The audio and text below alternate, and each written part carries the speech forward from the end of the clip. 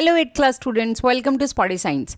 हम देख रहे हैं science third lesson force and pressure का part 2। Let's start with the force. So class, आपने फोर्स के बारे में कई बार पढ़ा है, क्या कोई मुझे बता सकता है फोर्स क्या होता है? मैम, फोर्स एक पुश या पुल होता है जो किसी ऑब्जेक्ट पर लगता है। व्यूअर्स, आप भी मेरे क्लास में ही हो, अगर आपको आंसर्स आते हैं तो आप तुरंत वीडियो पॉज करके आंसर्स कमेंट बॉक्स में टाइप कर सकते हो। दैट्स राइट, फोर्स एक पुश या पुल होती है, बट साइंटिफिक तरीके से अगर आपको इसको डिफाइन करना है तो आप कैसे करोगे? Force is a physical quantity that changes the state of rest or of uniform motion of a body in a straight line. Now let's start with the types of force. First we'll discuss contact force and non-contact force. So yes, किसी को पता है contact force क्या होता है? Ma'am, contact force वो force होता है जो तब लगता है जब दो ऑब्जेक्ट्स डायरेक्टली टच करते हैं। सही जवाब। जब दो ऑब्जेक्ट फिजिकली टच करते हैं तब जो फोर्स लगता है उसे हम कॉन्टैक्ट फोर्स कहते हैं।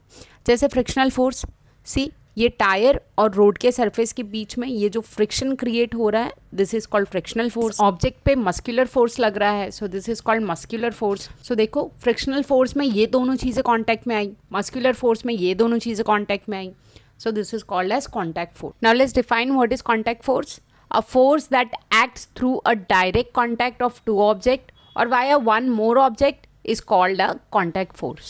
Now next is non-contact force. I think non-contact force आप directly अब define कर लोगे. It is the opposite of contact force. See, non-contact force वो force होता है जो बिना direct touch के लगता है, जैसे कि gravitational force।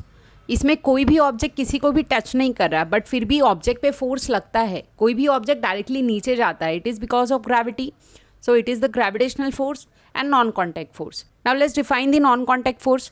A force that act between two objects, even if the two objects are not in contact, is called a non-contact force. So क्या अब आप लोगों को contact force और non-contact force समझ में आया? Yes, ma'am. That's really great. Now the next type of force is balance force and unbalanced force. It is also that simple. Balance force का मतलब है कि ऑब्जेक्ट पर लगने वाले सभी फोर्सेस एक दूसरे को कैंसिल आउट कर देते हैं और ऑब्जेक्ट अपनी करंट स्टेट में रहता है। जैसे कि ये टग ऑफ वॉर वाला गेम आप लोगों ने देखा ही होगा, तो इसमें दोनों साइड से इक्वली फोर्स लगता है एंड नेट फोर्स 0 होता है। Now let's define balanced force. If a body is acted upon by two forces equal in magnitude, opposite in direction, and having the same line of action, the force are called balanced force. Here the net force acting on the body is 0. Now you tell me, unbalanced force क्या हो सकता है? Ma'am, balanced force का opposite. Exactly. If two or more forces act on a body such that the resultant is not 0, it is called as unbalanced force. चलो, unbalanced और balanced force को एक example से समझते हैं.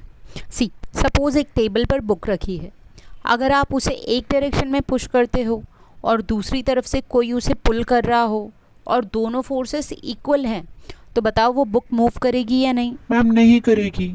यस, यही है बैलेंस्ड फोर्स। लेकिन अगर आपका पुश ज़्यादा स्ट्रॉन्ग हो तो बुक मूव करेगी? यस। यह है अनबैलेंस्ड फोर्स। एक साइड का अगर फोर्स ज़्यादा है और एक साइड का फोर्स कम है तो वो होगा अनबैलेंस्ड फोर्स, और दोनों साइड के अगर फोर्सेस इक्वल हैं तो वो है बैलेंस्ड फोर्स।